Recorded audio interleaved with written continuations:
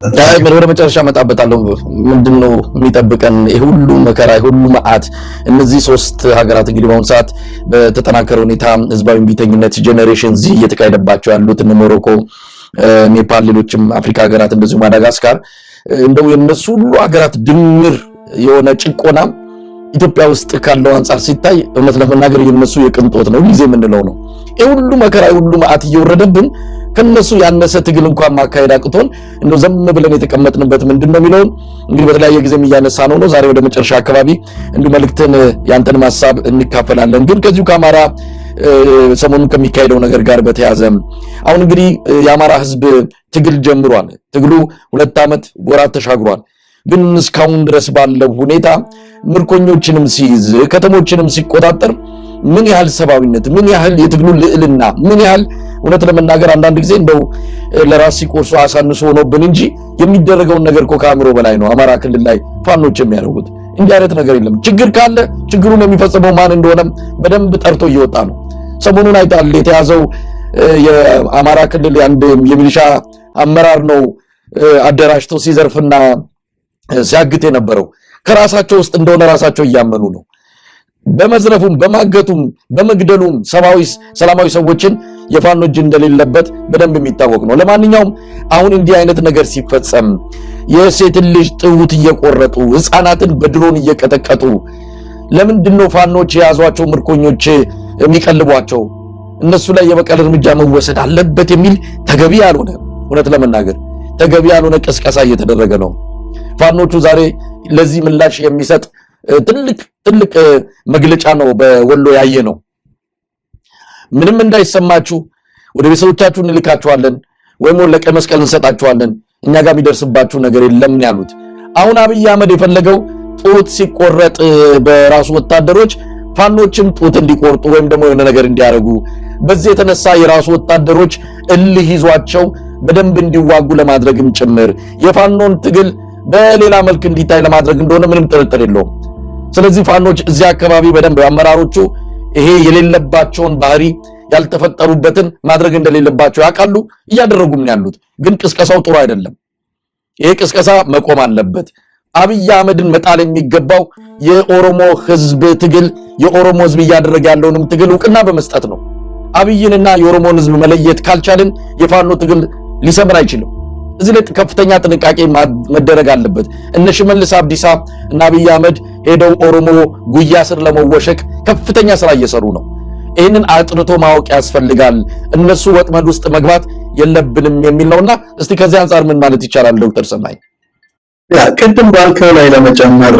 በተለይ አብይ አህመድ እና የሱ ወኪሎች ፋኖን ዘራፊና ወንበዴ ያድርገው የሚገልጹበት ምን ያክል ውሸት እንደሆነ ማለት የሚያዩ በሙሉ ሰው ምስክር ነው እንዳልከው አሁን የእስረኞችን የምርኮኞችን አያያዝ የምታይበት ጊዜ እኔ ራሱ እንዳልከው ከአእምሮ በላይ ነው በተለይ ደግሞ አንዳንዶቹ የራሳቸውን ቤተሰቦች የተገደሉባቸው ሰዎቻቸውን ያጡ የፋኖ መሪዎች አሉና እንደ አይነት ሰዎች ምን ያህል ማለት ትግስቱ ምን ያክል ዲሲፕሊን እንዳላቸው ያሳያል በጣም የሚገርም ነገር ነው አያያዛቸውን በመታየበት ጊዜ ነገር ግን በተለይ በአመዛኙ በአማራ ክልል የሚደረጉ አንዳንድ የመጥለፍ እና የመዝረፍ ጉዳዮች የሚካሄዱት በራሳቸው በብልጽግና በተለይም ደግሞ በኦህዴድ ብልጽግና ውክልና ባላቸው ክፍሎች እንደሆነ አሁን አይ ቲንክ ትላንትና ይመስለኛል የጎንደር ከተማ ከንቲባ ሪፖርት በሚያቀርብበት ጊዜ 53 የሚደርሱ የጸጥታና የደህንነት አባላት በዝርፊያና በተለያየ በአፈና ጉዳይ ተከሰው ለፍርድ ቀርበዋል ነው ያለው የራሱ መዋቅር እንደሆነ ምስክርነትን አቅርቧል ነገር ግን ለረጅም ጊዜ ይክዱ ነበር ይሄ እንዳልሆነ አድርገው ነገር ግን በአብዛኛው በተለያዩ ከተሞች ይሄንን እያደረጉ ያሉት ሆነ ተብሎ እነ ሽመልስ አብዲሳ ምንድነው የሚያስቡት ነገር ምንድነው በተለያየ ጊዜ ሽመልስ አብዲሳም ሲናገር የነበረው ምንድነው የአማራን ህዝብ በማስመረር የአማራ ህዝብ በቃ በጦርነቱ ምክንያት ተማሮ ፋኖን እንዲታገለው እናደርጋለን የሚል ሐሳብ ስላላቸው አደራጅተው ማህበረሰቡን እንዲዘርፍ በማድረግ ፋኖ ነው በማለት ስሙን በማጥፋት ማህበረሰቡ ላይ በፋኖ ላይ እንዲነሳ የሚያደርጉት ሙከራ ነው ይሄን በትግራይ ሞክረውታል በትግራይም ሲያደርጉት የነበረው ነገር ነው ያለውና ከዚያ አኳያ በመታየበት ጊዜ ፋኖ ግን እውነት ለመናገር በሚያስመሰግን ሁኔታ የማህበረሰቡን ንብረት በመጠበቅ እነሱ በሚያስተዳድሯቸው አካባቢዎች ብዙ ማገኛቸው መረጃዎች አሉ። ህዝቡ በጣም ደስተኛ ነው። የአስተዳደር ስራዎችን በሚገባ ያከናውናሉ። የማህበረሰቡን ንብረትና ደህንነት ይጠብቃሉ። ይህን እንኳን ባንኮችን እንኳን የሚጠብቁበት ሁኔታ ነው ያለውና እንዲህ አይነቱ ሰብአዊ አያያዙ በአንደኛ ከአማራ ህዝብ ለመናገር ባህል አኳያ ጀነረስ የሆነ ማህበረሰብ ነው ለመናገር ማህበረሰቡ በጣም ሰብአዊነትና ይሄ በተለይ ታሪኩን ባህሉን ይሄ በቀድሞው አፄ ምኒልክም ያደረጉት ነው። የጣሊያን ምርኮኞችን አምጥተው ቀልበው በደንብ አድርገው ነው በዛን ጊዜ እንኳን በዛ ዘመን እንኳን የላኳቸው እና ይሄ በታሪካችንም ያለና የምንታወቅበት ነው። ይሄን መቀጠሉ ፋኖ የሚያስመሰግነው ነገር ነው። ከሌላ አኳያ በሚታይበት ጊዜ ደግሞ ጥሩ አይነትም ደግሞ ትምህርት የሚሰጥ ነው። በተለይ ደግሞ የአብይ አህመድ ወታደሮች በተለያየ መልኩ ያሉ መረጃዎችን ይሰማሉ። ምክንያቱም ስለ ፋኖ የሚነገራቸው ነገር በጣም ጭራቆች እንደሆነና ሲያገኟቸው እንደሚገላቸው አድርገው ስለሚነግሯቸው አይ ቲንክ ይሄን ማድረጋቸው ያንን ፕሮፓጋንዳ ለማፍረስም በከፍተኛ ደረጃ ይረዳል። እንደገናም ደግሞ ለዓለም አቀፍ ዲፕሎማሲ በጣም ወሳኝ ነገር ነው። ምክንያቱም የዓለም አቀፍ የጄኔቫ ኮንቬንሽን መሰረት አድርጎ የሚደረግ የእስረኞች እንክብካቤ በተለይ ደግሞ በቅርቡ ለዚህ ደግሞ ትልቁ ምስክር የሚሆነው ቀይ መስቀል ዓለም አቀፍ ቀይ መስቀል ማህበር ማለት በተለይ እንዲህ አይነት የጦር ወንጀሎችን መፈጸማቸውን በትክክል ምርኮኞች መያዛቸውን የሚከታተል ስለሆነ በቅርብ ያቀረበው ሪፖርት በጣም አስገራሚና ለፋኖ ትልቅ የዲፕሎማቲክ ጥቅም ያስገኝ ነገር ስለሆነ እንዲህ አይነት ነገር መቀጠል አለበት። ትንሽ የሚያሳስበኝ ነገር ምንድነው? ለምሳሌ ቁስለኞችን ለቀይ መስቀል ማስረከቡ ጥሩ ነው። ምክንያቱም እነዚህ ቁስለኞች የተሻለ ሕክምናም ስለሚያስፈልጋቸው ፋኖም ደግሞ እነዚህ ሰዎች የሚያሳክምበት ሁኔታም ስለማይኖረው፣ ነገር ግን አሁን ትልቁ ነገር ምርኮኞችን አሳልፈ በምሰጥበት ጊዜ ቀይ መስቀል ለመከላከያ ወይም ለአብይ አህመድ መከላከያ ነው የሚያስረክበውና እነዚህ ሰዎች በእርግጠኝነት ተመልሰው ወደ ቤታቸው እንዲሄዱ ምናምን ወይ ደግሞ ሳይኮሎጂካል የሆነ ትሪትመንት እንዲያገኙ አይደረግም። ተመልሰው በሌላ ግንባር እንዲዋጉ ነው የሚያደርጓቸው እና እንዲህ አይነቱ ሀቅና ውሃ መልስ ደግሞ እንዳይፈጸም እኔ ምናልባት የተሻለው አፕሮች የሚሆነው እነዚህ ሰዎች ወደ ቤተሰቦቻቸው የመላኩ አካሄድ የተሻለ ሊሆን ይችላል። ምክንያቱም እነዚህ ሰዎች ተመልሰን አሳልፈን ለብርሃኑ ጁላ ነው እየሰጠናቸው ያለነው። አንዳንዶቹ ምናልባት ሚዲያ ላይ አስተያየት ሰጥተው ከሆነ ከፋኖ ጋር ያሉ በሰጡት አስተያየት ምክንያት ወይ ሊገላቸው ይችላሉ፣ ሊያጠፋቸው ይችላሉ። አንዳንድ ተመልሰው እና በተለይ መደበኛ የሆኑ ወታደሮችና ቁስለኛ ያልሆኑትን ሰዎች ምን የሚመስለኝ ወደ ቤተሰባቸው መላክ እንጂ ለቀይ መስቀል አስረክበው ተመልሰው እንዲዋጉ ማድረጉ ምናልባት ተመልሶ እንትን ያልከውን ማለት የደመሰስከውን ሰራዊት እንደገና ተመልሶ እንዲያጠቃ እድል መፍቀድ ይሆናል። ነገር ግን ሰባ አያያዙ በተመለከተ ግን ሊበረታታና አሁን ለመናገር ሊመሰገን የሚገባው አካሄድ ስለሆነ ይሄ በብዙ አይነት ሁኔታ በምናይበት ጊዜ ጥሩ ጥቅም ያለውና ትክክለኛ መንገድ ስለሆነ ይሄንን በእውነት አድናቆቴን መግለጽ ፈልጋለሁ። መሳይ ዶክተር ሰማይ ሌላው የሚያሰጋው ነገር እንግዲህ አገዛዙ ሴራ፣ ተንኮል፣ ህዝብን ከህዝብ ማጋጨት ስለሆነ እድሜውን የሚያራዝመው ምናልባት በራሱ ጊዜ የራሱን ወታደሮች በጣም የከፋ እርምጃ ወስዶ ቪዲዮ እየቀረጸ ፋኖች እንዲያደረጉ በሚል እንዲህ አይነት ድራማ ሊሰራ እንደሚችል ምንም ጥርጥር የለውም። ይሄንን ነክቶ መጠበቅም አንድ ነገር ነው። ባለፈው በደራ ታስታውሳለህ፣ ራሳቸው አዘጋጅተው የሰው ልጅ ላይ አንገት ላይ ስለት አስቀምጠው በስማም ወልድ እያሉ ያንን ድራማ ሰርተው በፋኖ ለማላከክ የሄዱበት ርቀት መልሶ ራሳቸውን እንዳዋረድ እናስታውሳለን። አሁንም ይሄ ጡት መቆረጡን ይሄ ስጋ መተልተላቸውን የሰው ልጅን በጣም በከፍተኛ ደረጃ በዓለም አቀፍ ደረጃ ምናልባት ነገ ከነገ ወዲያ ውጤቱን የምናየው ነው። ቀደም ሲል አንተ እንዳልከው ዓለም አቀፉ ማህበረሰብ በአሁኑ ሰዓት አሜሪካ ላይ በተፈጠረው የአስተዳደር ለውጥ ምክንያት ትኩረቱን ከዓለም አቀፍ ሰብአዊነት ይልቅ ወደ ሁሉም ወደ የቤቱ እየተመለከተ ስላለ በዚህ አንጻር በሌሎች ሀገራት ስለሚፈጸሙ የሰብአዊ መብት ጥሰቶች እንደ በፊቱ ድምጻቸውን ሲያሰሙና የሆኑ እርምጃዎችን ሲወስዱ አናይም። ነገ ከነገ ወዲያ ግን ሊለወጥ እንደሚችል እንጠብቃለን። ከዛ ባለፈ ይህንን ለመቀልበስና በዓለም አቀፍ ደረጃ የመጣበትን ከፍተኛ የሆነ የገጽታ መበላሸት ለማስተካከልና በፋኖ ላይ እንደው ለማላከክ የራሱን ወታደሮች ገሎ በጣም በአሰቃቂ ሁኔታ ገድሎ ቪዲዮ እየቀረጸ በማሳየት ፋኖች ወታደሮችን እንዲያደረገ ነው በምርኮ ያዟቸውን የሚል ነገር ልንሰማ እንችላለን። ለሱም ተዘጋጅቶ መጠበቁ አንድ ነገር ነው። እንግዲህ ከዚህ አንጻር ፋኖች ይህንን በደንብ የተረዱ ይመስለናል።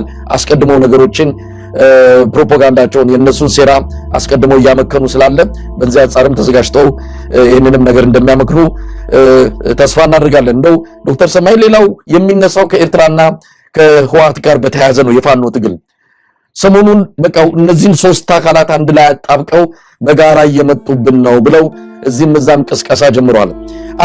አንድ እግራቸውን ብልጽግና ጋር አንድ እግራቸውን ደግሞ ወዲህ ያደረጉ በጣም አደርባዮች የሆኑ ራሳቸውን እንደ ምክንያታዊ እንደ ሀገር ተቆርቋሪ አድርገው ራሳቸውን የሚያዩትም በዚህ ጊዜማ ከሻቢያና ከወያኔ ጋር ሳይሆን ከአብይ ጋር እንቆማለን ብለው ፍርቻ ሳያበሩ የሚታጠፉም አሉ።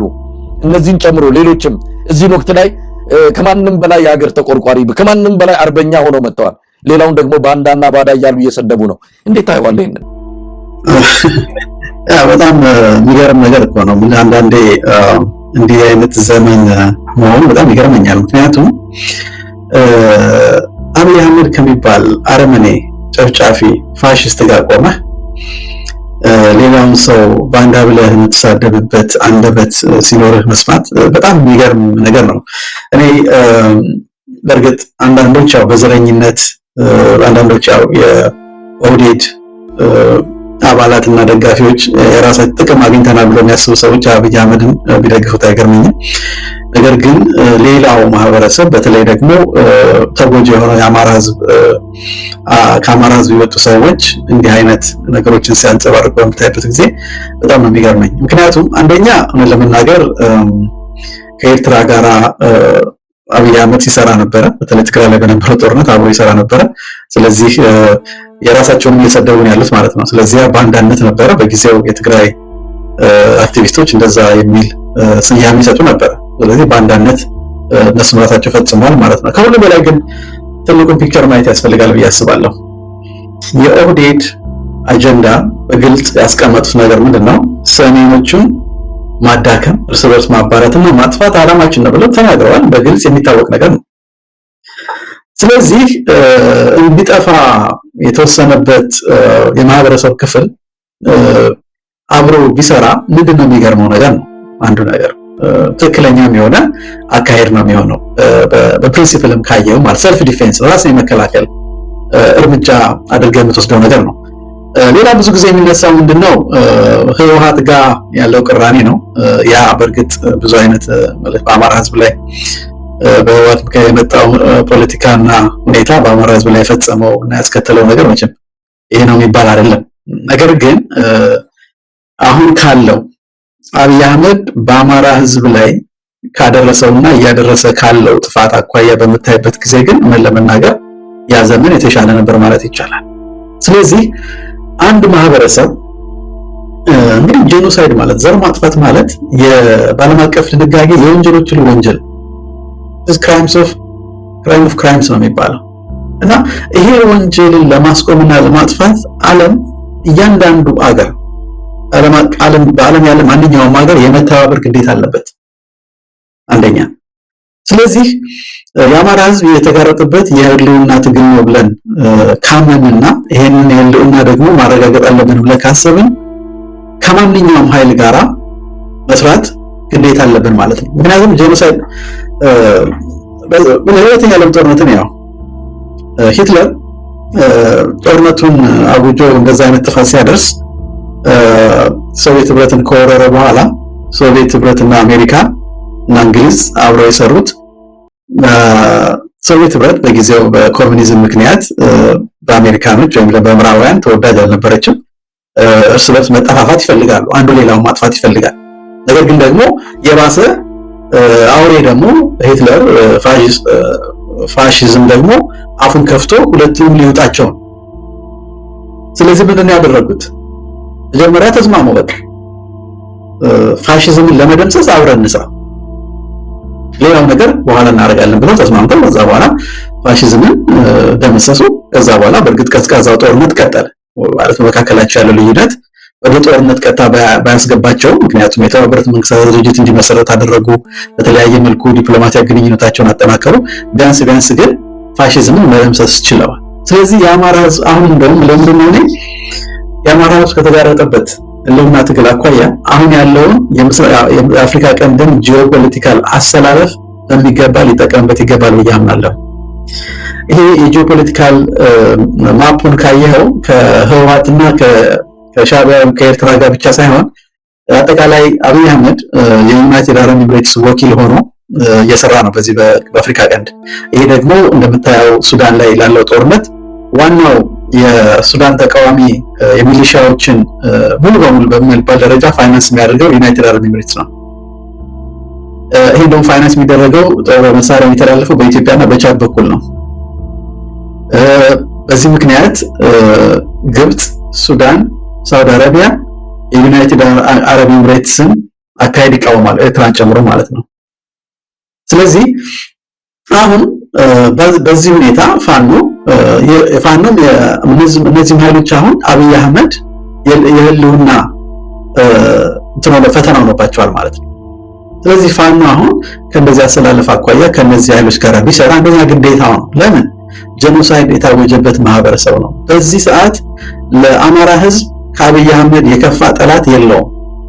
ማንም ታሪካዊ ጠላት ምናምን ቢባልም እንኳን ከዛ ከአብይ አህመድ የከፋ ጠላት የለውም። አብይ አህመድ በግልጽ የአማራን ህዝብ ለማጥፋት እየሰራው ነው ያለው አብይ ነው ወይም ግብጽ አይደለም። ስለዚህ በእኔ እምነት የፋኖ መሪዎች ከማንኛውም ሊረዳቸው ከሚችል ኃይል ጋር አብረው መስራት አለባቸው ብዬ አምናለሁ። ምክንያቱም ጄኖሳይድ የታወጀበት ማህበረሰብ ነው። ጄኖሳይድን ደግሞ ለማስቆም እያንዳንዱ ሀገር ግዴታ ስላለበት ዓለም አቀፍ ግዴታም ስለሆነ የጄኖሳይድ ኮንቬንሽን ይሄንን የሚያዝ ስለሆነ ማለት ነው። ምናልባት ዶክተር ሰማኝ እዚህ ጋር በደንብ በግልጽ መነጋገር ካስፈለገ ነው እንግዲህ ገና ለገና በነዛ ሰፈር ውግዘቱ ይመጣል፣ እንደው ይሄ ፍረጃው ይመጣል ተብሎ እንደው መሸማቀቅና መፍራትም የሚገባ አይመስለኝም። የአማራ ህዝብም የኢትዮጵያ ህዝብም በግልጽ ያየው ጠላቱ በግልጽ ያየው አድርጎት ያየው ሲገለው ያየው በድሮን ሲጨፈጭፍ ያየው አማራን አጠፋለሁ ብሎ በግልጽ ፕሮግራም ንድፎ ሲንቀሳቀስ ያየው አብይ አህመድን ነው። አሁን በአይናችን እያየን በህይወት ኖረንበት ምስክርነት ልንሰጠው የምንችለው ግን ጠላትነት፣ ታሪካዊ ጠላትነት፣ ብሔራዊ አደጋነት ያለው ግን ከአብይ አህመድ ከብልጽግና እንጂ እነሱ ደርሶ ዛሬ ይሄ ነው ታሪካዊ ጠላታችን ይሄ ነው ብለው መስመር አስመረው ሊነግሩት የሚችሉበት የሞራል መሰረት የላቸውም። እየገደሉት እኮ ነው፣ ጦት እየቆረጡ እኮ ነው። ስለዚህ እዚህ ላይ ግልጽ ሆኖ መነጋገር ያስፈልጋል የሚለውን ነገር እንደው ዶክተር ሰማኝ በግሌም ስለማምንበት ነው። ነገ ከኤርትራ ጋር ጦርነት ቢቀሰቀስ የፋኖ ሚና ምን መሆን አለበት የሚለውን ከዚህ በፊትም ተናግሬያለሁ። ፋኖ የዚህ ጦርነት አካል መሆን አይችልም። የብልጽግና ስጋት ውስጥ አብሮ ከብልጽግና ጋር ሊሰለፍ የሚችልበት ምንም አይነት እንደው መሰረት የለም ብዬ ስለማምን ነው እናንሳውልን። ምን ጥያቄ የለውም። አንዳንዴ ምን መሰለህ ለመናገር አንዳንድ ሰዎች ኢንቲሚዴትድ ይሆናሉ አይደለ? ይሄ ፕሮፓጋንዳ ከድሮም ከረጅም ጀምሮ ጊዜ ያለ ነው። ከታሪካዊ ጠላት ጋር ምናምን ሰራ ኢንቲሚዴት መሆን የለብንም። በግልጽ አሰላለፉ ግልጽ መሆን አለበት፣ መታየት አለበት። ለምን አሁን ካለው ሁኔታ ቅድም እንዳልኩ ነው። አሜሪካኖች እኮ ከሶቪየት ህብረት ጋር አንሰራም፣ ራሱ ከፈለገ ፋሺዝም ወይም ደግሞ ሂትለር ይጨርሰን እንጂ እኛ ከሶቪየት ህብረት ጋር አንሰራም አላሉ። ለምን? ዋናው ጠላት ማን ነው? ፋሺዝም ነው። ለኢትዮጵያም ሆነ ለአፍሪካ ቀን በአሁኑ ሰዓት ምዕራባውያንም የሚሉት ምንድነው? አብይ አህመድ ነው የዚህ የምስራቅ አፍሪካ ጠንቅ ተብሎ የታወቀ ነገር። ስለዚህ ለነዚህ ማህበረሰቦችም ጠንቅ የሆነው አብይ አህመድ እስከሆነ ድረስ ይህንን ፋሺስት አገዛዝ ለመደምሰስ ከማንኛውም ሀገር ከነዚህም አካላት ጋር ተባብረ ብትሰራ እኔም ደግሞ የጽድቅ ጉዳይ ነው የምለው። ለምን? የብዙዎችን ህይወት ማዳን ነው የሚሆነው። ይሄ ሰው ከስልጣን ቢወገድ እኮ ላለን የፖለቲካ ችግሮችን መፍትሄዎችን መፈለግ የምንችልበት እድል ይፈጠራል። ምልህ ለመናገር ይሄ ነገር የኢትዮጵያን ምልፋን ነው በምታይበት ጊዜ በአብዛኛው የኢትዮጵያዊ የሚባሉትን ለአራዊነትን የኢትዮጵያን አንድነት የኢትዮጵያን መሰረታዊ ኢንተረስቶችን የሚያስጠብቅ አደረጃጀት ነው እና ይሄ አደረጃጀት ለመናገር ኢትዮጵያን አሳልፎ ለማንኛውም ጥቅም ሲል አሳልፎ የሚሰጥበት ሁኔታ የለም። የጋራ ግን ምንድነው የሆነው ነገር? የጋራ አሁን የጎልቶ የወጣው ነገር ምንድነው? የአፍሪካ ቀንድ ፋሺስቱ አብይ አህመድ ነው ብለው ሁሉም በአሁኑ ሰዓት ወስነው። ስለዚህ በዚህ አጋጣሚ ያለውን የጂኦፖለቲካል ሁኔታ አንብበህ ከነዚህ አይነት አካሎች ጋር የምታገኘው የዲፕሎማቲክም የተለያየ አይነት እርዳታን አግኝተህ ይህንን ፋሺስታዊ አገዛዝ ማስወገድ እኔ ለፋኖ መሪዎች ግዴታም ነው ብዬ አስባለሁ። ለምን? አሁን ባየነው እኮ ነው የዝችነት ጡት መቆረጥና ቆዳ መገፈፍ ነው ለኔ ቅድሚያ የምሰጠው ወይስ የግብፅን ታሪካዊ ጠላትነት ነው ለኔ ትልቁ ነገር? ለኔ የሚያሳስበኝ ይሄንን የመሰለ በአደባባይ እየተናገረ ምስክርነት የተሰጠበት የአማራን ሕዝብ እያፈረስኩት ነው ደስ ሊላችሁ ይገባል ብሎ በተለያዩ ሰዎች ምስክርነት ያገኘንበት በተለያየ መልኩ የተነገረበት ነገር ነውና አብይ አህመድ አሁን በምስራቅ አፍሪካ ወይም በአፍሪካ ቀንድ እየተከተለው ያለው የኢትዮጵያን ጥቅም ለማስከበር አይደለም። ዋናው ከጀርባው ያለውን የዩናይትድ አረብ ኤሚሬትን ጥቅም ለማስጠበቅ እየቆመ ነው። ለምሳሌ አሰብን በተመለከተ የሚያራምደው ነገር እንመልከት። ለምናገር በአሁኑ ሰዓት ለኢትዮጵያ ፕራዮሪቲ ምንድነው? የሁሉ ግጭት፣ የሁሉ መተላለቅ፣ የሁሉ ኢኮኖሚና የፖለቲካ ቀውስ ያለበት ሀገር እንደ ሀገር መጀመሪያ አንድነትህን ሰላማዊ የሆነ መቻቻልን ፈጥረህ ከዛ በኋላ የወደብ ሁኔታዎችን ለመፍታት በተለያየ አማራጮች ልትጠቀም ትችላለህ። በዚህ ሁኔታ ግን ወደብ ወይም አሰብ የሚባልበት ምንድነው ስለበምታይበት ጊዜ በዋናነት ማየው ምንድነው ዩናይትድ አረብ ኤሚሬትስ ከጥቂት ዓመታት በፊት አሰብን ይዘው ነበረ። ከዛ በኋላ ግን ያው ሁለቱም ሳውዲ አረቢያ እና ዩናይትድ አረብ ኤሚሬትስ በተለይ እዚህ የቀይ ባህርን አካባቢ ሙሉ በሙሉ ለመቆጣጠር ከፍተኛ ውድድር ውስጥ ነው ያሉት እና አሁን የኤርትራ መንግስት ከዩናይትድ አረብ ኤሚሬትስ ይልቅ ከሳውዲ አረቢያ ጋር የተሻለ ቀረቤታ ስላለው እና በዚህ ምክንያት አብይ አህመድ አሰብ የሚለው ምንድነው የዩናይትድ አረብ ኤሚሬትስ ኢንተረስት በዛ በአሰብ ላይ ስላለ ያን መቆጣጠር ስለሚፈልጉ ነው አንዱና ዋናው የሚመስለኝ። ሌላው ደግሞ ምናልባት አጀንዳ ማስቀየሻ ነው። በቃ አይደለ የውጭ ኃይል ላይ ስናተኩር ኢትዮጵያን አንድ ይሆናሉ። በተለይ ደግሞ መከረኛው አማራ ድሮት እዚህ ለሃል ቲፒኤልኤፍ ይጠቀመበት ያኔ ቲፒኤልኤፍ ኢትዮጵያን ህዝብ የጨቆነ በነበረበት ወቅት ከኤርትራ ጋር በነበረው ጦርነት ወቅት ሁሉም ሰው ተነስቶ ከኤርትራን በዋጋት ምናምን ሞራል የተወሰነ ኢትዮጵያዊነት ስሜትን መቀስቀስና መጠቀም ችሎ ነበር። አሁን ለመናገር አብይ አህመድ ነው ጅልና ያው ማይምነቱም የበረታበት ሰው ስለሆነ ነው እንጂ አሁን ፖለቲካውን የሚያነብሰው ለአማራ ህዝብ ለመናገር ከአብይ አህመድ የከፋ ጠላት ኖሮት አሁን ላሰብ ብሎ ይዋጋል ብሎ የሚያስብ ከሆነ በጣም የሚገርም ነው የሚሆነው። በፍጹም የሚሆን ነገር አይደለም፣ አይሳካላቸውም። ይሄ ለማውጣት ነው የሚሞክሩት። እንዳልከው ደግሞ ባንዳ ምናምን እያሉ የሚሉት ነገር ለመናገር እኔ ከምንም አልቆጥረውም። ነገር ግን እንደው በዚህ የሚሸማቀቁ ወይም ደግሞ የሚሰማቸው ሰዎች ካሉ ግን ምን ለመናገር በፍጹም ሊሰማቸው አይገባም። አቋማቸው ትክክል ነው። ምክንያቱም በአሁኑ ሰዓት ለኢትዮጵያም ለአማራ ህዝብ ለማንኛውም የኢትዮጵያ ማህበረሰብ ግን ለኦሮሞ ማህበረሰብ ከአብይ አህመድ የከፋ ጠላት ስለሌለው ከማንም ጋራ የኢትዮጵያ ፖለቲካ ኃይሎች አብረው ቢሰሩ ልናደንቃቸው ልናመሰግናቸውና ይሄንን ፋሽስታዊ አገዛዝ በአጭር ጊዜ ለማስወገድ የሚያስችል ሁኔታ የሚፈጥር ከሆነ እኔ ለምናገር ልንደግፍ ስለሚገባ ባንዳ ተባልክ ምንም ለውጥ አያመጣም። ሌላው ለምናገር አሰባሰብ የሚልበት ሌላ በመታየበት ጊዜ ሽመልስ አብዲሳ ከአንድ ዓመት በፊት የተናገረው ሰምታል።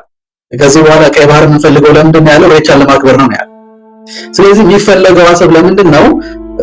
ለአንድ የሆነ ለኦህዴድ ብልጽግና ሰዎች ለሚያስቡት የወደፊቷ ኦሮሚያ አላማነት ለማስፈጸም ነው የሚፈለገው። ስለዚህ ከዚህ ሁሉ በምታይበት ጊዜ ከውጭ ተልቆ ተቀብሎ የሚያደርገው ነገር ነው። በሁለተኛ ደረጃ ደግሞ ኢትዮጵያ አሁን ባለችበት ሁኔታ አሳሳቢው ነገር የአሰብ ጉዳይ ሳይሆን አብይ አህመድ ነው። ስለዚህ ያን ለማስቀየስ የሚያደርገው ነው። ሌላ ኢትዮጵያውያን ምናልባት የውጭ ወረራ ምናምን አሰብ ብዙ ጊዜ ኢትዮጵያውያን ለእንደዚህ አይነት ቀናይነት ስላላቸው ያለ መጠቀም ይፈልግ ይሆናል። ነገር ከብዙ አንፃር በምታይበት ጊዜ እውነት ለመናገር ይሄ የአሰብ አጀንዳ የኢትዮጵያ ህዝብ አጀንዳ አይደለም። በአሁኑ ሰዓት የአማራ ህዝብ አጀንዳ አይደለም። ስለዚህ ዋናው ምንድነው አጀንዳችን አብይ አህመድን ማስወገድና ማስወገድ ብቻ ነው።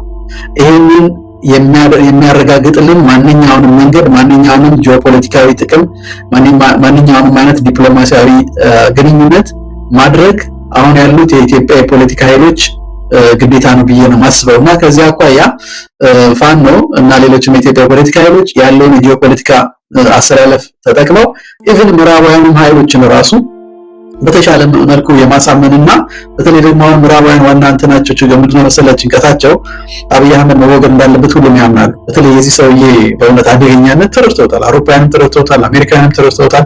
አሳሳቢው ነገር ምንድነው? ከዛ በኋላ ምን ይመጣል? አሁን አየህ የፋኖ አደረጃጀት አንድ ሆኖ ተጠናክሮ ወጥቶ ከዛ በኋላ ደግሞ ከሌሎች የኢትዮጵያ ፖለቲካ ኃይሎች ጋር አብሮ መስራት ሁኔታ ቢፈጠርና አብይ አህመድን ሊተካ የሚችል የፖለቲካ አደረጃጀት ይኖራል ብለው ካመኑ አብይ አህመድን ገፍቶ ለመጣል ችግር የለባቸው። ስለዚህ ዋናው ነገር አሁን እኔ ምናልባት አስፈላጊ ይመስለኝ እያንዳንዱን አማራጭ አብይ አህመድን ሊያስወግድ የሚችል ማንኛውንም የዲፕሎማቲክም ሆነ ጂኦፖለቲካል ትስስሮችን መፍጠር በጣም አስፈላጊ ነው ብዬ አስባለሁ። ከዛ ባለፈ ግን እውነት ለመናገር አሁን እንደምታየው የአማራ ህዝብ በየቀኑ ዋጋ እየከፈለ ነው። ጦርነቶች በየቀኑ እየተካሄዱ ነው። ነገር ግን ለምን ዓለም አቀፍ ትኩረት ያላገኙት ብለህ በምታይበት ጊዜ ምንድነው ዋናው ነገር? ፋኖ በተለይ ተጠናክሮ አንድ የሆነ አደረጃጀት አለመፍጠሩ የራስ ተሰማኝ እዛው እንትኑ ላይ እንቆይ። ኤርትራ እና ከህወሓት ጋር አብሮ የመስራቱ ጉዳይ ላይ ትንሽ ሀፍረት የሚሰማቸው እንዲህ እንባላለን ብለው ምናልባትም እያደረጉም ካሉ መረጃው የለንም፣ ግን እያደረጉም ካሉ ገና ለገና ባንዳ እንባላለን፣ ገና ለገና ከነሱ ጋር ሰራ እንባላለን ብለው በዚህ አስተሳሰብ በዚህ አመለካከት ዙሪያ አቋማቸውን ገፍተው የማይሄዱ የፖለቲካ ኃይሎችም ታጣቂ ኃይሎች ሊኖሩ ይችላሉ። እኛ በግልጽ ይሄ ነገር አሁን አንተም እንዳሉ ስለማምንበትም ጭምር ነው። ለኢትዮጵያ በአሁኑ ሰዓት እንደ አብይ አህመድ ያለ ብሔራዊ ስጋት የሆነ አካል የለም። አብይን መጣል የምስራቅ አፍሪካ ሀገራትም በትብብር ሊያደርጉት ይገባል። ምክንያቱም የአብይ አህመድ ስጋትነት ለኢትዮጵያ ብቻ ሳይሆን ለቀጠናው ጭምር ስለሆነ ለሁሉም፣ ለኤርትራም፣ ለጅቡቲም፣ ለሶማሊያም፣ ለሶማሌላንድም ለየትኛውም አካል ትልቅ ብሔራዊ አደጋ አብይ አህመድ ነው። እሱን አዝለን እሱን ተሸክመን እሱን ቤተመንግስት አስቀምጠን ሌላው ጋር ብሔራዊ አደጋ፣ ብሔራዊ ጠላት፣ ታሪካዊ ጠላት እያልን ሌላ ዘመን ለሱ የምንጨምርበት መኖር የለበትም። ይሄን ይሉኝታ ገፈን መጣል አለብን። ስለዚህ ከዚህ አንጻር እንደው ጠንካራ የሆነ አቋም ያስፈልጋል። ፖለቲካ ፓርቲዎች በተለይ ታጣቂው ቡድን ፋኖ በዚህ ጉዳይ ላይ ጥርት ያለ አቋም ለምንድን ነው ማይዘው? እዛው ፋኖ ውስጥ ከህወሓትና ከኤርትራ ጋር መስራትን ኩነኔ አድርገው ኃጢአት አድርጎ የሚገልጹ አሉ። አዎ ህወሓት ያም ለአማራ ህዝብ ጉርጋር ሲምስ ነበር። ልክ ነው። እሱ ምንም የምንክደው አይደለም። ትልቅ አደጋ አምጥቷል። እነዚህም ሰዎች የህወሓት ውጤቶች ናቸው። አሁን ግን የአማራ ህዝብ በራፉ ላይ ያለው አውሬ ማን ነው?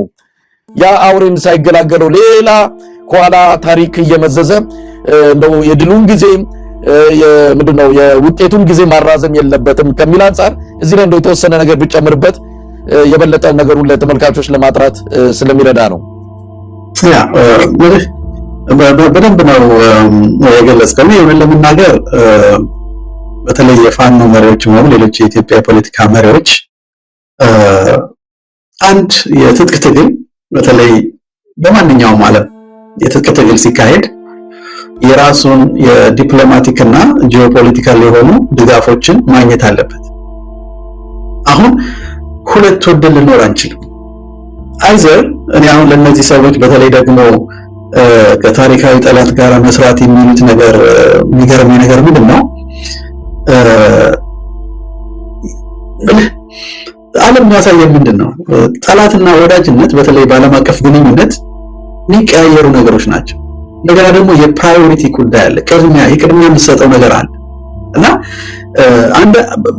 እነዚህ ሰዎች አንዳንዶቹ በተለይ የፋኖን ትግል የሚደግፉ ነገር ግን ደግሞ ከኤርትራ ወይም ከህወሓት ወይም ከሌሎች ኃይሎች ጋር መስራት የለበትም ብለው የሚያስቡ ሰዎች አሉ። እንዴት ተደርጎ ነው ታዲያ በቢሊዮን የሚቆጠር የኢትዮጵያን ህዝብ ባጀት ለጦርነት የሚያውል አገዛዝን በወታደራዊ አቅም ገንብተህ ልታሸንፈው የምትችለው? በምንም ተአምር የሚሆን ነገር አይደለም። ይሄ በእንትን የሚሆን ነገር አይደለም። ምክንያቱም አሁን ለምሳሌ ፋኖ እስካሁን ድረስ ያደረጋቸው ያው በመማረክም ከፍተኛ የሆነ ልምድን በማምጣት ከፍተኛ ድል አግኝቷል። ነገር ግን ይሄን ነገር አጠቃላይ ኢትዮጵያን ነፃ የሚያወጣ የወታደራዊ አቅም መገንባት ግን በጣም ከፍተኛ የሆነ ገንዘብ የሚጠይቅ ነገር፣ አቅም የሚጠይቅ ነገር። ስለዚህ ይሄንን አቅም ካላሟላ ደግሞ የኢትዮጵያ ህዝብ አብይ አህመድ እየተጨፈጨፈና እያለቀ የሚሄድበት ሁኔታ ነው ያለው። ስለዚህ በእያንዳንዱ አቅም ለአብይ አህመድ እድልን በሰጠነው ቁጥር የኢትዮጵያ ህዝብን መጥፋት እየታወጀና ያንን ነገር እየደገፍን ነው ማለት ነው። ስለዚህ ሁለት ነው ምርጫችን። በታሪካዊ ጠላት በሚባሉት ጋራ መተባበር ስለሌለብን አብይ አህመድ ጨፍጭፎ ገሎ ይጨርሰን አንድ አማራጭ ነው። አይ አሁን ካለው አሳሳቢና በጣም ቅድሚያ ሊሰጠው ከሚገባ ሁኔታ አንፃር አብይ አህመድ መወገድ አለበት። ቅድም እንዳልኩ ነው ሂትለር መወገድ አለበት ብለው ደመደሙ።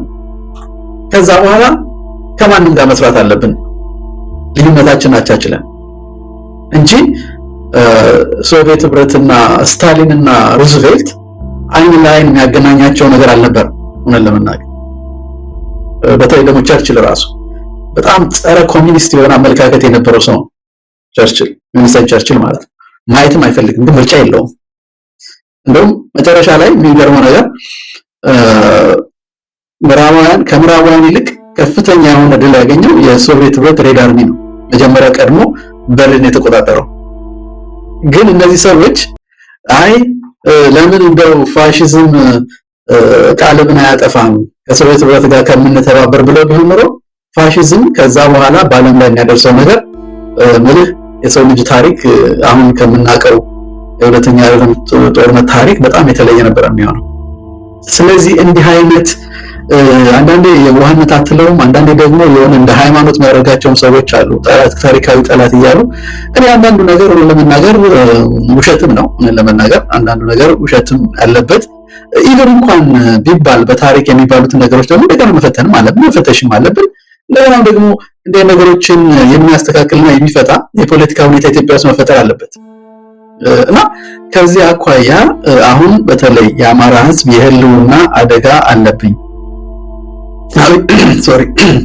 አብይ አህመድ ጄኖሳይድ በአማራ ህዝብ ላይ አውጆ እየሰራ ነው ብሎ የሚያምን የፖለቲካ መሪ ይህን ነገር ማስቆም ነው ቅድሚያው። በቃ አሁን እኮ ያለነው ኢመርጀንሲ የሆነ ውስጥ አደጋ ውስጥ ነው ያለ እና አንተ አሁን አይሲዩ ውስጥ ሆነህ ስለሌላ ነገር ልታስብ አትችልም። በቃ መዳን አለብህ። መጀመሪያ በህይወት የመኖር መብት መኖር አለብህ።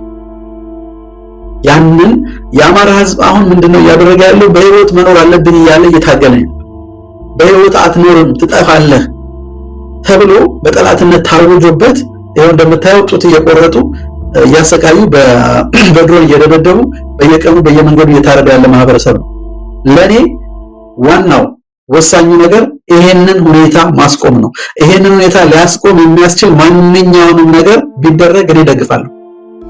እኔ ልታሸማቀኝ አትችልም። የአብይ አህመድን የሚያክል ወንጀለኛ አብይ አህመድን የሚያክል አረመኔና ፋሽስት እየደገፍክ እኔን ባንዳና ባዳ ብትለኝ ራስ ላይ ታሾፋለህ እንጂ በእኔ ላይ የሚያመጣው ነገር የለም። ሌላውም እንደዚህ ነው ሊሰማ የሚገባ። በተለይ ደግሞ የፋኖ መሪ ሆኖ ወይም ደግሞ የፖለቲካ ድርጅት መሪ ሆኖ አማራነት ከዚህ የአማራ ህዝብ ከጄኖሳይድ እና ከዘር መጥፋት እጠብቃለሁ ወይም ደግሞ እከላከላለሁ ወይም ደግሞ ታገላለሁ የሚል ኃይል ታሪካዊ ጠላት በሚል የአማራን ህዝብ የሚያስጨርስ ከሆነ ይሄ እንዲህ አይነቱ ሰው የፋኖ መሪ ሊሆን አይገባም፣ ማቆም አለበት። ምክንያቱም የፋኖ በአሁኑ ሰዓት የአማራ ህዝብ የሚፈልገው ከአብይ አህመድ ጄኖሳይድ የሚያስቆምለት እንጂ ታሪካዊ ጠላት እያለ የሚተርትለት አይደለም። እና እነዚህ ሰዎች ለአእምሯቸው ማይመቻቸው ከሆነ እና ይሄ ነገር ትክክል አይደለም ብለው ካሰቡና ከኢትዮጵያ ታሪካዊ ጠላት ከሚባሉት ጋራ ከምንተባበር አብይ አህመድ ይጨርሰን የሚሉ ከሆነ የፋኖ መሪዎች ሊሆን አይችሉም። ማስረከብ አለባቸው። አእምሯቸው ለሚቀበልና ትክክለኛውና አማራጭ የሆነው ነገር ለሚያዩ ሰዎች መልቀቅ አለባቸው ብዬ አስባለሁ። እና በዚህ ደረጃ በእውነቱ መነጋገር አለብን። በፍጹም ይሄ ማንም ስላወራና እንኳን አይደለም የአብይ አህመድ ፕሮፓጋንዳ አይደለም፣ ማንም ቢሆን በዚህ ነገር ላይ ወደኋላ እንድንል ያደርገን እንችላለን። በቃ just black and white ግልጽ ነው። ለኢትዮጵያም ለአፍሪካ ቀንድም ለማንኛውም የኢትዮጵያ ማህበረሰብ የህልውና አደጋ ሆኖ የተገኘው አሁን በአሁኑ ሰዓት በዚች ቅጽበት አብይ አህመድ ነው። ይሄንን ፋሺስት ደግሞ ፋሺስታዊ አገዛዝ ለማስወገድና ኢትዮጵያን ወደ ተሻለ መረጋጋትና ሰላም ለማምጣት የሚያስኬዱ ማንኛውንም አይነት መንገዶች መከተል አስፈላጊ ነው ብዬ አስባለሁ። በዚህ ማንኛውም ሊሸማቀቅ ወይ ደግሞ ሊያፍር የሚገባው ነገር የለም። እንደግፈው ይገባል። ከፈለጉ በዛ ደረጃ ሊተርቱ ይችላሉ። ነገር ግን የፋኖ መሪዎች ሆኑ ሌሎች የኢትዮጵያ ፖለቲካ ኃይሎች ግን ስራቸውን መስራት አለባቸው ብዬ አስባለሁ። እንግዲህ ዶክተር ሰማኝ እያጠቃለልን እንሂድና በመጨረሻ ምን ማለት ይቻላል? ያው የኢትዮጵያ ወቅታዊ ሁኔታ በብዙ መልኩ በጣም መስቀለኛ ዘመን ላይ ነው የምንገኘው። ብልጽግና የሚባለው ፓርቲ አገሪቱን ለማስቀጠል አይደለም አገሪቱ የጎኑ ጋት ሆኖ የሚገኝ የመፍትሄው ሳይሆን የችግሩ አካል ዋና ችግር ፈጣሪ የሆነ በየክልሉ ጦርነት የሚቀፈቀፍ በየክልሉ ቀውስ የሚያመርት ፓርቲ እንጂ ለኢትዮጵያ መፍትሄ ሊሆን አይችልም። ነገር ከእጁ እያመለጠ እንዳለም እያየን ነው። የኢትዮጵያ ሕዝብ ሆኖ እንጂ ቀደም ሲል እንዳልነው እንደዚህ አይነት ችግር ነው ኔፓልና ማዳጋስካር ቢሆን ኖሮ ይሄን ዓለም በኢትዮጵያ አንፃር ተቀይራ ነበር ማለት የምንችል ይመስለኛል። የኢትዮጵያ ሕዝብ ግን በጣም እያዘገመ በጣም እያደባ ምናልባትም በቀስ ብሎ ለውጡን ሊቀላቀል እንደሚችል እንጠብቃለን። አብይ አህመድ ከዚህ በኋላ ቁመናም የለውም፣ በፊትም አልነበረውም። ከዚህ በኋላ ቆሞ ሊሄድ የሚችልበት እንደ መንግስት ሊቀጥል የሚችልበት ምንም አይነት ነገር የለም። ትርፍ ነው እየኖረ ያለው በእኛ ስንፍና፣ በእኛ ለመተባበር ትርፍ የስልጣን እድሜን ነው እየቀጠለ ያለውና ይሄ ነገር የኢትዮጵያ ህዝብ መፍትሄ መስጠት አለበት። የኢትዮጵያ ህዝብ በአንድነት ተነስቶ ይሄን አገዛዝ ማስወገድ እንደሚገባው እንግዲህ ከስምምነት ላይ ደረሰ ይመስለኛል። ወደ ተግባር መሄድ ነው የሚቀረው። ለማንኛውም በመጨረሻ ምን ማለት ይቻላል? አመሰግናለሁ መሳይ። እንግዲህ እንዳልከው አይ ቲንክ ይሄ ትግል አነሰም በዛም በአጭር ጊዜ ውስጥ አይ ቲንክ ፍጻሜ ያገኛል። አብይ አህመድም አገዛዝ ይወገዳል። ኢትዮጵያ ወደ መልካም የዲሞክራሲ አንድነት አቅጣጫ ትሄዳለች ብዬ አምናለሁኝ። ነገር ግን አይ ቲንክ የሚከፈለው ዋጋ ማነስና ማጠር አለበት ብዬ አስባለሁ። እንዳልከው አሁን ህዝባዊ ትግል ጋር የተቀናጀ ቢሆን ኖሮ የፋኖ ትግል ወይም ሌሎች የፖለቲካ ኃይሎች ትግል ምናልባት በአጭር ጊዜ ውስጥ ነገሮችን መለወጥ የሚቻልበት ሁኔታ ይኖር ነበር እና አሁንም እንዳልከው ቁጭ ብሎ መጠበቅ፣ ቁጭ ብሎ ማስገም አይጠቅምም። ምክንያቱም እያንዳንዱ ቤት እያንኳኳ ነው። ለመናገር በአብይ አህመድ አረመኔነት እና ግፈኝነት ያልተነካ ማህበረሰብ አለ ብዬ አላምንም። ቤቱን እያንኳኳ ያለበት ሁኔታ ነው። በኑሮ፣ በህይወቱ፣ በቤተሰቡ፣ በዘመዶቹ በተለያየ መልኩ መንቀሳቀስ መብት የለውም። የሚኖረው ዋስትና የለውም። የመሳት ልትገደል ትችላለህ፣ ልታፈን ትችላለህ። ዋስትና የለበት። በዚህ ሁኔታ ያለ ማህበረሰብ ለመናገር ራሱን አደራጅቶ መነሳት መቻል አለበት። በተለይ አዲስ አበባ ያሉ በተሻለ የኢኮኖሚም ምልህ የእውቀትም የመገናኛም ኮሚኒኬሽንም ያላቸው ማህበረሰቦች የራሳቸውን አይነት ትግል መጀመር አለባቸው ብዬ አስባለሁ። በእርግጥ አንዳንዱ ነገር ምንድነው ያው ኢትዮጵያ መቼም አለመታደል ሆኖ በከፍተኛ ደረጃ እዚህ በዘረኝነት መከፋፈል ላይ የተሰራ ስራ አለ። ነገር ግን ለመናገር ከዛ ባለፈ ከዘረኝነት ልዩነቱ ባለፈ ግን ለመናገር ሁሉ ማህበረሰብ እየከፈለው ያለው ዋጋ አለ። አሁን ኢኮኖሚ ዋስትና ማጣት፣ የኑሮ ውድነት ሁሉንም ማህበረሰብ እየነካ ያለ ነው። አስተማሪ ሆነ ወይም ደግሞ የመንግስት ሰራተኛ ሆነ እኮ ደቡብ አካባቢ ደሞዝ ማይከፈልበት ሀገር ነው። የኮሌጅ የሚማሩ ሰዎች ደብረ ብርሃን መምህራን ማሰልጠኛ እኮ እንጨት ለቅመው ነው እንጀራ የሚጋግሩት እና ግማሽ ደግሞ ልጃገረዶች ደግሞ በቤት ሰራተኝነት ግማሽ ቀን ሰርተው ግማሽ ቀን ይማራሉ።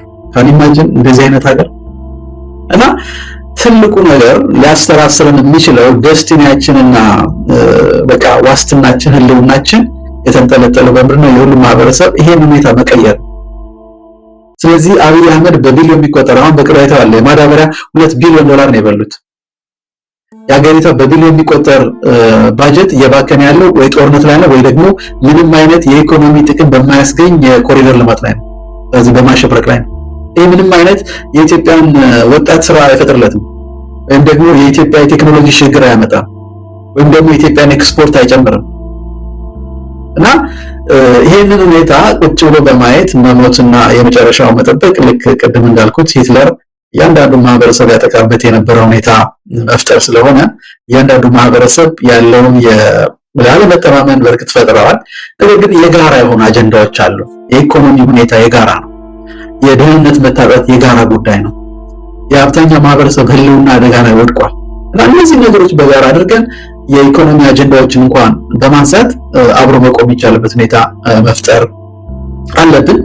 ምናልባት ምንድነው ከዛ ጎን ለጎን መደረግ ያለበት አሁን የፋኖ አደረጃጀት ቅድሚያ ቅድም ላነሳው እንደሞከርኩት ወደ አንድነት የመጣውን አካሄድ ማፋጠንና እውነት ለመናገር የተሻለ አንድነትና አመራር ለኢትዮጵያ ሕዝብ ተስፋ የሚሰጥ ነገር መጀመር ያስፈልጋል። አንዳንዱ ነገር ምንድነው ብለህ ስትጠይቃቸው ሰዎች ኦኬ ማን ነው የሚመጣው ምንድነው የሚደረገው የሚል ጥያቄ ነውና አንዱ ነገር ምንድነው ለኢትዮጵያ ሕዝብ ግልጽ የሆነ የአማራጭ የፖለቲካ ኃይል መሆንህን ማሳየት።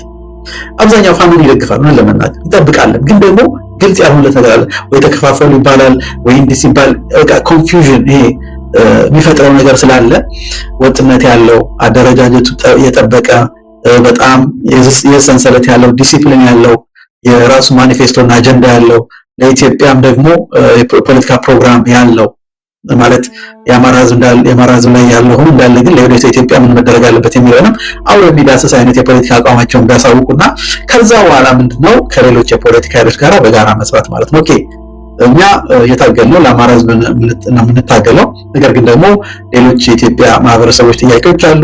አጠቃላይ በርካታ የሆኑ የፖለቲካ ጥያቄዎች ያሉበት ሀገር ነው። ስለዚህ ከዛ በኋላ እንዴት አድርገን ልዩነታችንን አቻችለን አዲስ የሽግግር ሂደት የምንጀምረው የሚለው ነገር መጀመሪያ ያስፈልጋል። አሁን ያ ነገር ቢኖር ፋኖ አደረጃጀቱን አንድ ወጥ የሆነ አደረጃጀቱን አጠናቆ ከሌሎች የፖለቲካ ኃይሎች ጋር የሆነ አይነት አንድነትና ህብረት ወይም ደግሞ አብሮ መስራት ሁኔታ ቢፈጠር ማህበረሰቡ ለመነሳት ይነቃቃል። አሁን ለውጥ ሊመጣ ነው። ለውጥ ቢመጣም ደግሞ አማራጭ የፖለቲካ ኃይል ተፈጥሯል ብሎ ስለሚያምን ወደዛ ሊሄድ ይችላል እና ይሄን ማፋጠን ወሳኝ ይመስለኛል። ሌላው ደግሞ እንዲህ አይነት አደረጃጀትን መፍጠሩና አማራጭ የፖለቲካ ኃይል ሆኖ መውጣቱ የሚጠቅመው የዲፕሎማቲክ ጥቅም ነው። አሁን ይሄ መንግስት በልመና ላይ ያለ መንግስት ነው። ኮረጆውን ተሸክሞ አብይ አህመድ ያው ትልቁ ስጦታ ነው ብሏል። በየቦታው ይሄድ አሁን እንኳን ስጦታውም የለውም፣ አልተሳካለትም። በየቦታው አይኤምኤፍ ጠይቀው ነበር አላገኙም እና 40% የሚሆነው በጀት በልመናና በሚገኝ የሚሞላ ነው። እንደገና እሱንም ያለው በየዓመቱ ከጂዲፒ መካፈል ያለበት ነው ያለውና ዲፕሎማሲያዊ ለምሳሌ ኢትዮጵያ ውስጥ የፖለቲካ ለውጥ ሊመጣ ይችላል። አብይ አህመድ ሊከካ የሚችል የፖለቲካ ኃይል ተፈጥሯል ብለው ካመኑ አንድ ቀን አያሳድሩ። ስለዚህ ነው የሌሎችም የኢትዮጵያ ፖለቲካ ኃይሎችም ይሄን ማሰብ አለባቸው። ልዩነቶች አሉ። አንዳንድ ልዩነቶች ሊቻቻሉ የማይመስሉ በጣም ከፍተኛ የሆኑ ልዩነቶች አሉ። ግን ዋናው ግን ምንድነው ለዚህ ሁሉ ተነጋግሮ ላሉት የፖለቲካ ጥያቄዎች መፍትሄ ለመስጠት ግን አንድ የሆነ እንቅፋት ማለት ነው አብይ አህመድ የሚባል አረመኔ ፋሽስት ነው። ስለዚህ ይሄን ሰውዬ ለማስወገድ በመተባበር ከዛ በኋላ ለኢትዮጵያ ሕዝብ ደግሞ እንዲህ አይነት ራዕይ ያለን የሽግግር ሂደቱ ይሄን ይመስላል። ይሄን በማድረግ አዲስ የፖለቲካ መዋቅር ወይም ደግሞ አደረጃጀት ወይም ደግሞ ህገ መንግስት ወይም የሽግግር ሁኔታ በመፍጠር ኢትዮጵያን ወደ ተሻለ አንድነት ህብረት እናመጣለን የሚል ነገር ተስፋ ቢኖር ሰው ይነቃቃል። አሁን ብዙ ሰው የሚጠይቀው ምንድነው ስታገኘው ኢትዮጵያ ያለ ሰው የሚጠይቀው ምንድነው መጨረሻው ምንድነው የምናደርገው ነው የሚለው ግራ መጋባት አለ። ይሄ ደግሞ በፖለቲካ አመራር የሚፈታ ነው። ይሄ ደግሞ ፖለቲካ አመራሮች ለዚህ የሚሆን ነገር ማጥራት አለባቸው። የኢትዮጵያ ህዝብ የሆነ ግልጽ የሆነ ራዕይ ማሳየት ያስፈልጋል። ያ ቢሆን እንዳልከው ከማዳጋስካርም ከሌሎችም ሀገሮች ኔፓልም ከሌሎችም የተሻለ ሁኔታ ኢትዮጵያ ውስጥ በአጭር ጊዜ ውስጥ ይሄንን አገዛዝ መገርሰስ የሚያስችል ሁኔታ ይፈጠራል ብዬ አስባለሁ። ጎን ለጎን ማድረግ ነው። አንደኛ ማህበረሰቡ የራሱን አስተዋጽኦ ማድረግ አለበት። ቁጭ ብሎ መጠበቅ የለበትም። የሚችለውን ያክል ዋስጥ ደህንነቱን በጠበቀ ሁኔታ የሚያደርገውን ነገር ማድረግ መቻል አለበት።